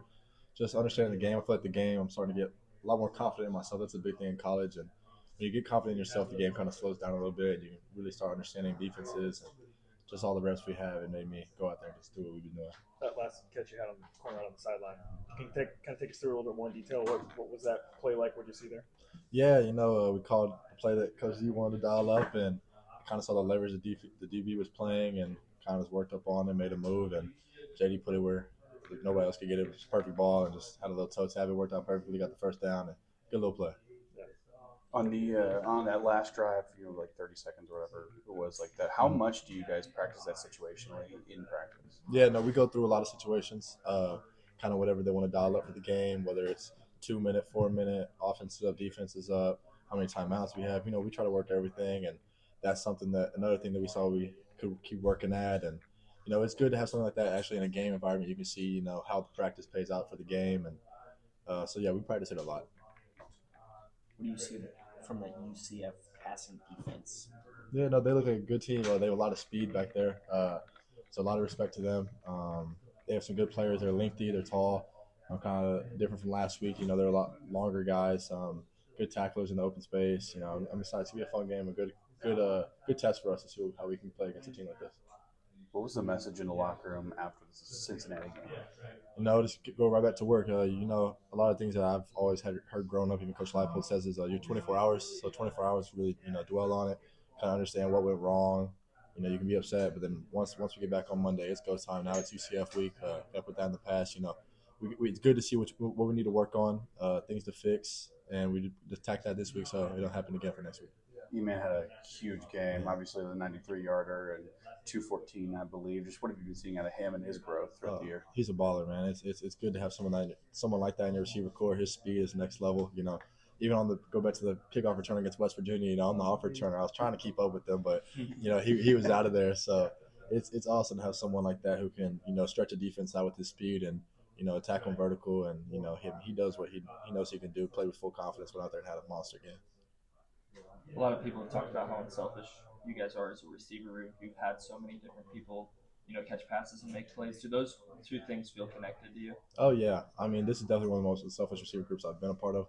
Everybody loves to see everybody, shine. And besides even catching the ball, blocking, we love to go out there and get dirty for our other receivers. And on the perimeter, whether it's a running back or whoever it may be, is go out there and maybe lay a block on the end. Like we have a couple receivers that are blocking ends and linebackers and safety. So, we're a group that definitely likes to help our teammates succeed too.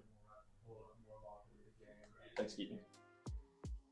That's Keaton Kubecka a little bit earlier this week. KU and UCF Saturday at 6:30. We're going to preview that and a heck of a lot more when Brian Hanni joins the show next segment. Thanks for listening to ESPN Kansas City and watching KansasNation.com. Hey, this is Cole Ballard, and you're watching KansasNation.com. Welcome back, KansasNation.com. Thanks as well for listening on ESPN Kansas City. With Dan Courtwright, I'm Sean Kellerman, and we're pleased now to be joined by Brian Hanni. BH joins us every Thursday, I should say, show here on Rock Chalk Sports. Brian, a lot of exciting stuff to get into. Let's start, though, with your trip across the pond that's coming up next year. KU football announcing that they will be breaking in Wembley Stadium, the first ever college football game, KU and Arizona State, September 19th of 2026. Your thoughts on that and just the opportunity for KU? Well, super excited. I mean, that's an iconic venue like we feel Allen Fieldhouse is here stateside. So to get to see KU football in a venue like that is amazing. We've heard Coach Leipold and Commissioner Yormark and Travis Goff all talk about the opportunities for student athletes to have a once in a lifetime experience, but also the opportunity to further the popularity of American football and now specifically college football overseas. And so I think there's a lot of boxes that get checked here in the positives column. Obviously, it was a year when you were supposed to have 7 home games, so you still get 6. You're going to be in a reduced capacity venue next year as they complete phase 2 of the new booth. And so it's actually more financially beneficial to play this game over there. And I know local businesses won't like to hear that necessarily, but it is 1 game out of 7.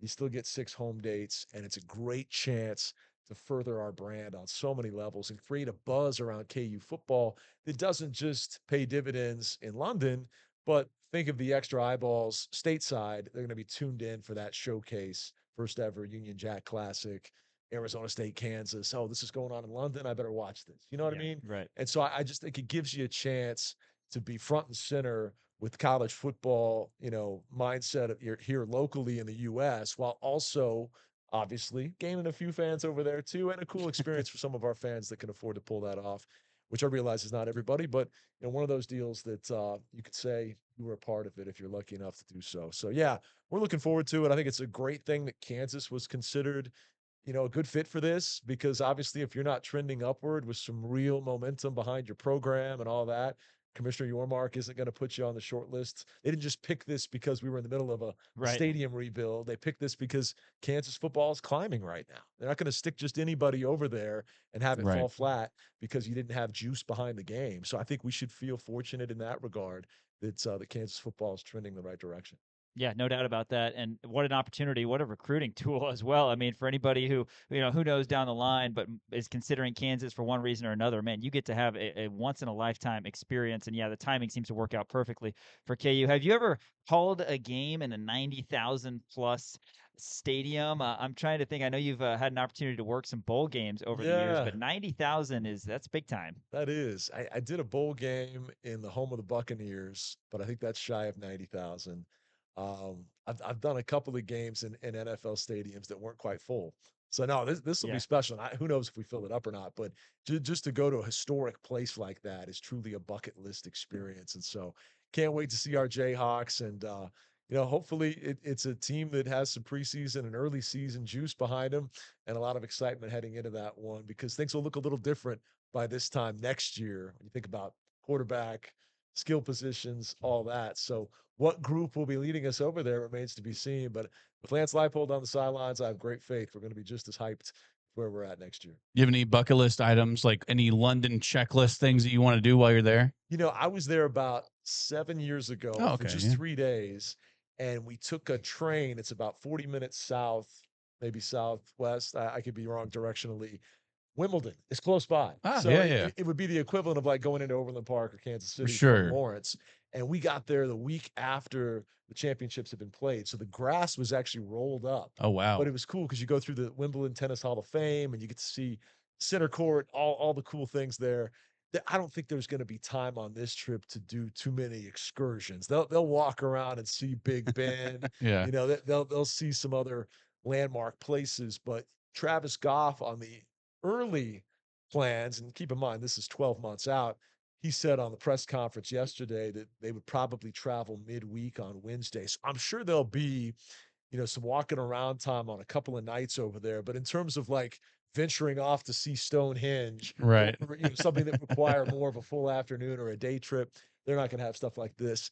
It's a great cultural opportunity. It's an amazing experience, but at the end of the day, it's a business trip, and we want to win this football game. Yeah, absolutely. Brian Hanni, voice of the Jayhawks, joins the show here in studio. Brian wanted to talk about this year's KU football squad as they're coming off kind of a heartbreaking loss against Cincinnati. Let's put a bow on that, but I kind of want to look at the positives as well. Jalen Daniels had one of the best games that I can remember, at least in recent history, from a Kansas quarterback. Emmanuel Henderson, 214 through the air, a couple touchdowns as well. What'd you see out of those guys? Second best game out of JD statistically. Oh, yeah. Wow. You know, going back to the Liberty Bowl when instead of what was it the other day, 445 as opposed to what 544. Yeah. You had 5 TDs, 1 rushing TD in the Liberty Bowl, but you had all those overtimes. This was a regulation game, and to post 4 touchdowns and all those yards, explosive plays. He was terrific. Obviously, the elephant in the room is the fumble just outside the goal line. He's had a couple of costly fumbles in our 2 losses, but overall, you got to be really encouraged where he's at 5 games in. Second in the nation in passing touchdowns, 5th in the nation in passer efficiency rating. All that hard work, all that locked in mindset that we told you about back in August that has been going on since January of this year is paying off. Now, we didn't win the game, and he knows the quarterbacks ultimately, like point guards, are judged most on wins, not passing stats or touchdowns or whatever. The bottom line is he's played really, really well, with the exception of a couple of mistakes, going back to our 2 losses. But I think the explosive play factor with Emmanuel Henderson by week 5 is everything we dreamed it could be back in July and August when we sat down on this show and talked about you got a guy that can take the lid off, right? You got a guy who in one play can, put 40,000 on their feet and put you right back in the ball game. And in this case, 2 explosive plays, one 11-second drive and one 10-second drive Right. from 93 and 75 yards respectively. Now, the devil's advocate to that is when you follow up an 11-second drive with an offensive 3 and out, you only get 4 plays in the first quarter, and your defense on a hot day was on the field a ton. Yeah. Now, I will always take 100 times out of 100 a chance to score on one play if you give it to us. You take the money, you take the touchdown, any chance you can get it. And for anybody who also wants to say, well, their touchdown with 145 to go left too much time on the clock for Cincinnati. Yeah, I'm sure it did, but are you going to turn down an open receiver in the back of the end zone on a beautifully schemed play that gives you a 4-point lead? Of course not. Yeah, you don't see a touchdown and go, nah, we'll score the touchdown later. We're going to give up a couple of downs so we can milk 45 more seconds and then have one crack at it. Right. No, you take the points. But the point is, were there some weird things that happened in that game that put the defense out there quicker and more often than you would like to see when you were already a little bit depleted in the secondary and it was already shaping up to be a tough matchup for you in terms of their receiver speed versus our ability to contain and, quite frankly, get after a great quarterback? I think those things factored in. Those aren't excuses. It's just all a part of the ingredients in the recipe that led to a 37-34 loss, and disappointing. But I love the fact that we have that big strike ability. I love the fact that, in one flick of the wrist and one sprint downfield, we've got a guy who can toast you. And, you had some of that in Quentin Skinner the last few years. To me, Emmanuel Henderson looks even a couple of notches higher and thus far has been more consistent with the hands, which is exciting. So all of that, very positive. Disappointing, obviously, that we couldn't get the stop once you had the lead with 145 to go. Heartbreaking that you had 2 Jayhawks get their hands on a potential game-clinching interception, and it bounces off their mitts. And then an unbelievable over-the-shoulder one-hand catch is made on 4th and long, and ultimately you get beat. I think also disappointing, as much as we pass out the roses to the offense, and we should, they did some great things. When you get the ball back with 29 seconds to go, I think we all thought, hey, we're going to at least get it to midfield, and then we're going to see our man Money Marjan. Can he kick one from 60? Who knows? We found out last night on Hawk Talk, he said get the ball to the 38 or the 39, so 55, 56 yards. He'd feel pretty good about it. Could they have gotten it all the way there? It might have been a tall order. I don't know. But it felt a little similar, and I know Sean agrees with this because he was sitting right next to me and we talked about it. It felt a little similar to the end of the UNLV game a year ago where you had a chance to clinch it, slip through your grasp, couldn't scoop up the fumble. They go down and score. You get the ball back and you think, well, surely we're going to go down the field. Right. And you don't. And so I won't say more frustrating than the goal line fumble because that was obviously the biggest misstep we had offensively. But the fact that we didn't have more punch in those last 29 seconds. I know the odds are stacked against you, don't get me wrong, but that was probably something if you give JD and the chance to answer honestly to his entire offense, they'd say, yeah, I wish we could have that one back. Man, in college football nowadays, minute 45 is a ton of time. 29 seconds, it's not out of the realm of possibility, right? Kind of this Mahomes world that we're living in now in football in general. It's like you can get 5 or 6 plays all of a sudden out of that. It's all sorts of time. But yeah, it didn't work out. They felt so deflated. And in a game where, the bottom line is the game was back and forth so much that one of the teams was going to lose. And it's just really unfortunate. KU's been on the wrong side of that for a year plus now, and let's hope that's the last time that's the situation. Two other things offensively, and you can move the transition to defense as well with the second thing I'm going to say here, Brian, but struggles in the red zone. You had 3 possessions that resulted in just 6 points. You had the fumble, and then 2, you had to settle for a Marjan field goal. And then third downs has kind of been an issue all year when you look at either side of the ball, right? You struggled. You've been hovering around 30 to 33% third down conversion rate this season offensively, and then defensively, some of it being fatigue, but inability to kind of get off the field, especially Mizzou's 14 to 24 total third and fourth downs, and I think it was 10 of 19 with Cincinnati total. So good efficiency on that route. You're not going to have Bengali Kamara the first half on Saturday either, so kind of speak to some of those elements. Yeah, back-to-back weeks where a targeting call affects you the following week, and this isn't the forum for it, but man, that rule. It's so tough because like I'm watching the Penn State Oregon game later that night. You see a play that you think could have been targeting and it wasn't, and then you think about the ramifications of it. It's one thing to knock a guy out for the rest of the game that he's currently playing, but to then obviously be paying for it the next week too. Again, it sounds like I'm crying over spilled milk, but I think a lot of college football fans feel like, man, I get it. Player safety is of paramount importance, and I'm not saying it shouldn't be, but does the time fit the crime when, in some cases, boy, seeing the way it's called around the country, it's not always as consistent as you would like. There's my soapbox. Sorry. But I look forward to getting Bengali back in the third and fourth quarter. Right. Because honestly, undersold factor, how much did we miss him in the third and fourth quarters of last week? Yeah. Are they able to close out Sorsby and company if arguably your most impactful this side of Trey Lathan defensive player is out there? I don't know. And I know he hasn't looked like that every week, but Bengali Kamara to me has had a fantastic season when healthy. And so that is an understated, undersold factor in us giving up those second half points that we did without him on the field. You're right. We got to be better on third down. We got to get him more manageable third downs. I mean, looking at how many third and longs or third and long mediums we've had. Yeah. It's technically third medium, but it's still like 6 yards to go or whatever. You want to be in more manageable downs. You want to play ahead of the sticks, obviously starting with first down success.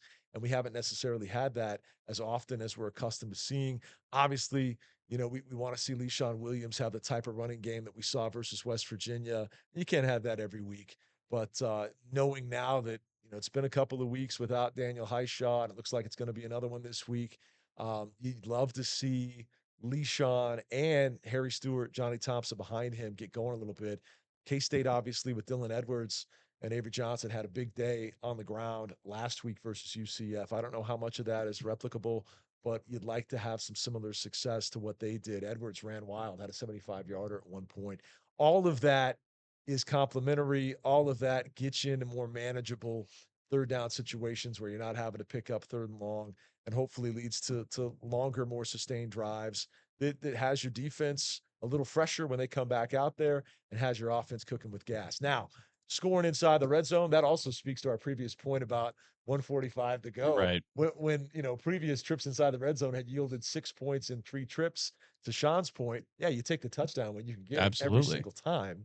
But we got to get more of those. And I think that that's kind of the elephant in the room. And yeah, a goal line fumble is a bit of a anomaly there because you don't see that very often. And you were about to score. You were on the precipice of throwing the stat you just hit us with completely out the door, because at that point, you got 13 points in 3 trips inside the red zone, and it looks a whole lot better. Yeah. That's something, that JD's going to sharpen up and be better about. And I don't think you're going to see that with any kind of regularity going forward. But that's absolutely something that has to improve.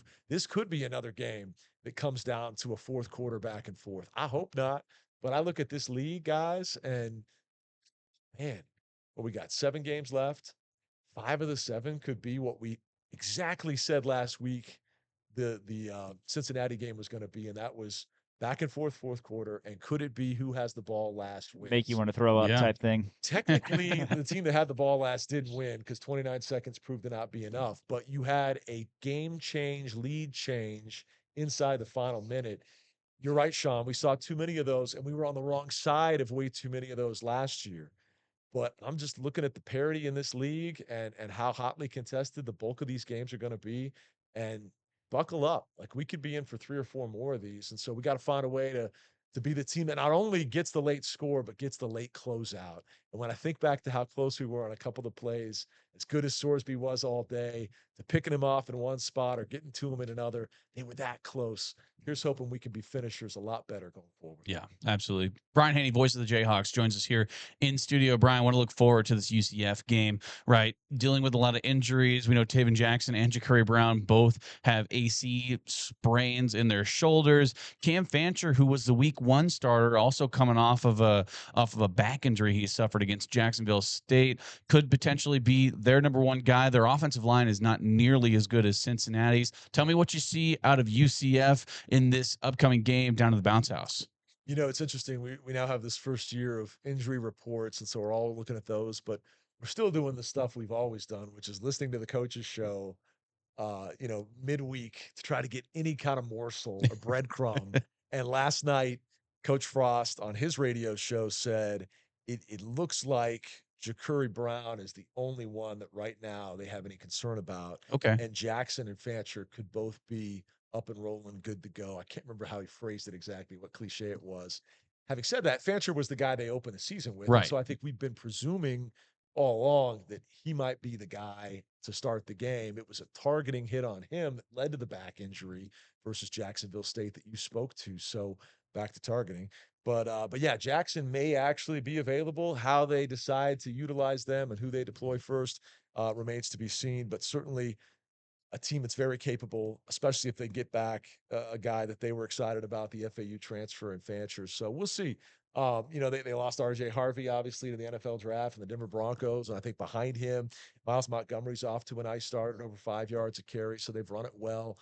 Frost, amazingly, and this isn't much of a stat because there's like 8 years in between the previous win streak and the way he started this season. But you remember he won his last 13 games in 2017. So technically, before they lost at K-State the other day, he was on a 16-game at UCF, just with 2 presidential elections in between. Yeah. Forget about the whole Nebraska stretch. Right. But the point is, when he's had it rolling down there, that's a good venue. And I'm excited to see it. I'm one of those guys that checks off every stadium we get to go to, and Bounce House is one I've been excited about for a while. When I was last down there with basketball, and Gus Malzahn was the coach, they literally had his face plastered on the buses that go around campus, and they called it the Gus bus. Really? Yeah. Oh, that's fun. So I don't know what they call it with Coach Frost. Yeah, right. But we were trying to come up with something for Lance to put his face on a. Not that he wanted that. We in the media. Point is, they love their football down there. They're going to be at a 7:30 kickoff East Coast. They're going to be fired up, chomping at the bit. I do think that there are some holes that hopefully Kansas can take advantage of in the defense to get some more explosive plays, both on the ground and through the air. But I'm also wary of what it's going to look like for us because we remain a little bit nicked up in the secondary. As you pointed out, no Bengali Kamar for the first half. And so our defense needs to come out, play with some fire. You heard Lance drop in a little reference on Monday to a little harder practice habits or something that just inferred that, I don't know, were we too high on life after a 31-point win over West Virginia? I don't want to presume that or jump to conclusions, but you try to read between the lines on some of these coaching comments, and it makes you think that, okay, we were feeling pretty good coming off the week 1 Big 12 game. And was there any foot off the gas at all? I don't know. Yeah. But I promise you this, they've been after it all week long in a really intense week of practice, really motivated group. They aren't whole. They aren't completely healthy just yet, but they're motivated. And they want to make a statement that last week was not the norm to expect out of this Kansas defense. And the truth is somewhere in between how good they looked in week 1 of league play and how disappointed they were in week 2. Here's hoping we get back something closer to what we saw in that league. And last one regarding UCF, Brian, whoever the quarterback is, KU needs to pressure the quarterback. That's key in every game, and certainly was key. And Sorsby looked like a different guy if he was pressured or not pressured on Saturday. But they've got some playmakers on the outside. Thomas, kind of a jitterbug type, and then they've got Black and Burke, who have good size at 6'3" or above. What kind of a challenge is that for the KU secondary? Because again, it starts up front defensively, but those guys got to cover, and we got to get some takeaways, right? We've only got 3 takeaways in the last 4 games, Surprising, so that's right? key as well. Yeah, I'd love to see whoever the quarterback is, Kansas, to get some pressure, get to him, knock him around a little bit. Leroy Harris, who we featured on Hawk Talk last night, he had a little bit of a breakout early in the season, but I still feel like the hugely impactful version of him has yet to be seen. We saw Dean Miller play his best game 2 games ago, best game of this season, that is, versus West Virginia. I want to see those pass rushers, obviously Justice Finkley as well, have more say in the outcome of this game. And to your point about their sizable receivers, aren't you glad we've got some bigger corners now? Yeah. And I love Kobe and Mello, don't get me wrong. Right. But Alexander and Todd, who's also mixing in a little bit of safety, you've got 6 foot and 6'1" back there now, and I think we're built a little bit better to handle size. But those guys are still learning on the job, still growing as they go. But GJ Graham's another guy who's 6 feet tall, so we're a little bit better in that regard. But no doubt, help your young secondary and your depleted secondary out, because again, Mason Ellis not looking like he's going to play. It would appear based on the practice reports, the injury reports. Help them out by less time for the QB to throw. Help them out by getting in whichever quarterback's head it is. Get in it early and let's play some complementary defense. Not just complementary football, offense to defense, but let the guys up front, which is your perceived strength, which is your deepest positional group on the team, that D-line up front, be disruptive like we know you can be. And I think that'll help the secondary, which at times looked pretty vulnerable in that Cincinnati game. Yeah, absolutely. Brian Hanni, voice of the Jayhawks, joins us here in studio. Brian, obviously you have your own show here at the Kansas Nation Studios. Tell us about the upcoming show that you have coming up. Obviously, there's Chip Hillary is now available anywhere you get your podcast, especially on YouTube. Go and watch that. Really fun to see him breaking down that 92 Aloha Bowl. But I understand you have another Kansas gunslinger, actually a Texas gunslinger, coming up on the next one. Give us a little preview of what's to come. Yeah, man. You guys got to be here for that. It was cool. You were taping a promo, and here comes Todd Reesing walking down Mass Street in a red blazer and, looking like $1 million. And we got to talk about a career that was like $1 billion, right? What he brought to Kansas football. And so about a 40-minute episode with Todd, reliving some of those magical moments of 07 and 08, talking about his relationship with Kerry Meyer, not just as one of his favorite targets, but as a guy who he usurped as quarterback, and the type of teammate Kerry was to humbly accept a different role, and not just accept a different role, but thrive in it. Right. We talked about Mangino. We talked about his take on the current regime and how certain things compare. A lot of good stuff. We talked about the 9-month sabbatical he took going around the world to 6 different continents. Yeah. So that's going to be a really cool conversation that comes out early next week. But I just, speaking of Kerry, confirmed him earlier today. He's going to come in studio the Friday before the K-State game. So that's awesome.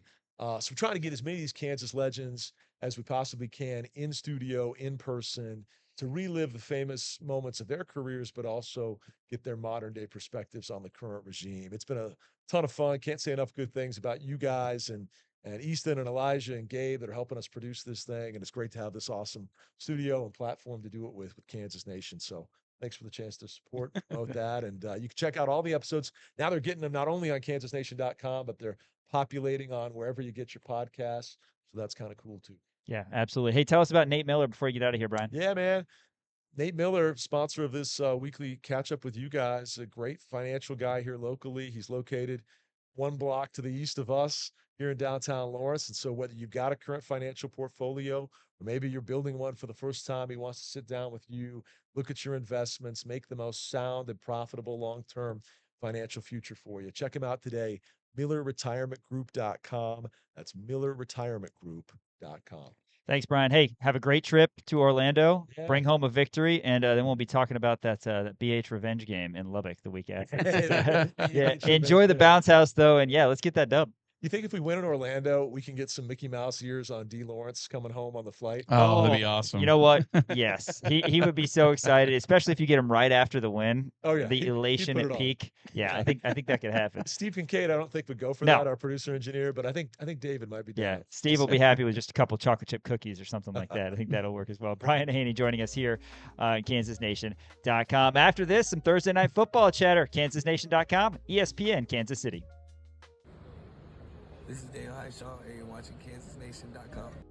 Welcome back in the Kansas Nation studio with Dan Courtwright. I'm Sean Kellerman. Big thanks to Elijah Schmidt running the operations today. Also want to shout out Miles Schneer, Crown Automotive, and the great wine that they make over at Zenith Winery. But really appreciate Crown, that partnership we have here. Tell us about Thursday night football tonight, Dan. What do we got? Man, we got the San Francisco 49ers against the Los Angeles Rams. This game is going to be a lot of fun. I love these NFC West games. Like that's just one of the more fun conferences or divisions, I guess, to kind of watch, because it's always not so fun, the NFC South. No, absolutely Saints not. and Panthers. Yeah, Saints, Panthers. Who else is in the Bucks? Yeah, the Bucks and the Falcons are okay. Falcons but are when you all have right. two bottom feeders, Yeah, there, it's no but fun. in terms of like history, just not great. Yeah. It's really, really disgusting. But yeah, I'm excited for this game. I think so. Mac Jones is going to be starting for the 49ers, which is an ideal for the 49ers, obviously. The 49ers, by the way, has their window closed in terms of winning a Super Bowl? I think it has. So they haven't won a Super Bowl since 1990, whenever Montana won his last one, right? That sounds right. Because they went to one with Kaepernick, they lost to the Ravens, then they went to two, and they lost two against the Chiefs.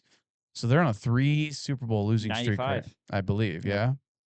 Man, imagine being a 49ers fan, just getting so close every single year and just not being able to pull it out. Obviously, they're without Joey Bosa. True. Now, so that's tough. Brock Purdy is going to be back at some point. Yeah. Which I'm not a necessarily Brock Purdy believer, but he's better than Mac Jones. That's for sure. He's hopeful that he's going to play. Yes. But Christian McCaffrey's getting older. It's probably going to be Mac Jones. Kittle's getting older. You know, they lost Debo to the Commanders, the Washington football team, if you will, right? Yeah. So the 49ers is just such an interesting team because Kyle Shanahan is a fantastic coach. Well, they're 3-1 despite all these issues. Well, that's the thing. It's like they don't have necessarily a really a solid team, but they're still, you know, just they're figuring it out, I guess. So power to them, I suppose. But the Rams, I told you this, the Rams are my dark horse. They're also 3-1. They're my dark horse to win the Super Bowl if the season ended right now. I think they have a lot of really awesome pieces. Devontae Adams, by the way, ever since he's gotten onto this Rams squad, he's sort of gotten a new life in him, right? Which, granted, you know, when you're with the Raiders, you're not exactly last year thriving. The Raiders and the Jets, that's a mess. Yeah, the Jets too. Yeah, with the Jets, yeah, that wasn't exactly ideal for him. But he's really coming into his own and not looking nearly as old as he once was, I guess. I love Devontae Adams, by the way. I think he's a fantastic wide receiver. Him paired up with Puka Nacua, just two threats that's just so hard to cover. Kyron Williams has been awesome in the run game for the Rams as well. Blake Corum's been pretty good as sort of that 1-2 punch with Williams and Corum. Christian McCaffrey, I mean, we'll see kind of where he sits. I think that he's still, you know, he's still a really good running back, but he's still getting older. So I'm afraid that, not afraid, but if I'm a 49ers fan, I would be afraid that Super Bowl window is probably closing up for you.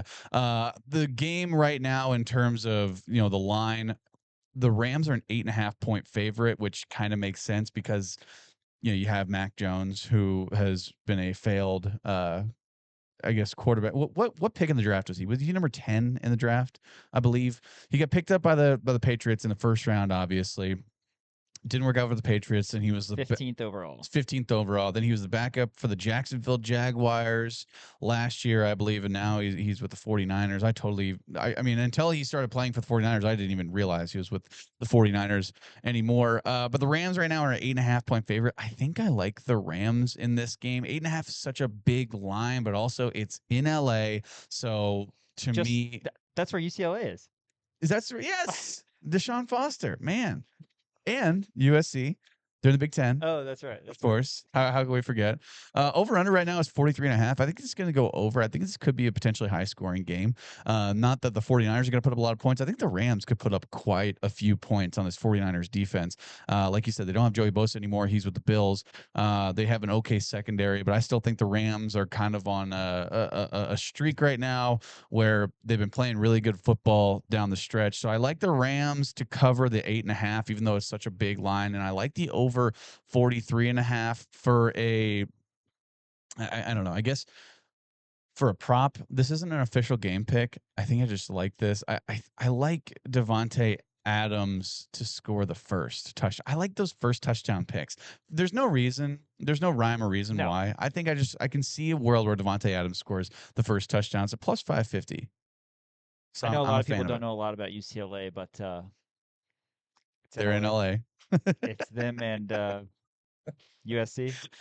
Now, if I had to pick a cover in this game, I'm picking the 49ers plus 8.5. It's a rivalry thing. Again, I think it gets to a point where a number is too high.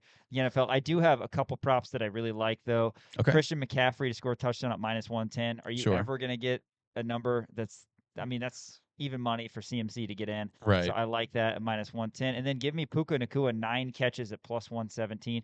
This dude is averaging 10.5 catches per game. That's insane. He had 13 receptions last time out against the Colts. He had 11 against the Eagles. 15 targets in each of those games. Give me 9 catches at plus 117 and CMC to score at minus 110. So I like that a lot. that. By the way, Mac Jones right now, his over-under on passing attempts is 28. So I think I might hit that over as well. I think If they're playing from behind, you never know. that's the thing. I think they will be. Thursday Night Football tonight at 7:15. Hey, tomorrow we're going to be out at Hy-Vee, Clinton, and Castled, breaking down KU and UCF. We're going to have Andrew Cherico, UCF insider, on Sports Stock Market. You're going to hear from some KU players and coaches as well. Much more. 4 to 6 tomorrow at Hy-Vee. For Elijah Schmidt and Dan Courtwright, I'm Sean Kellerman saying we'll see you then on Rock Chalk Sports, KansasNation.com, ESPN, Kansas City.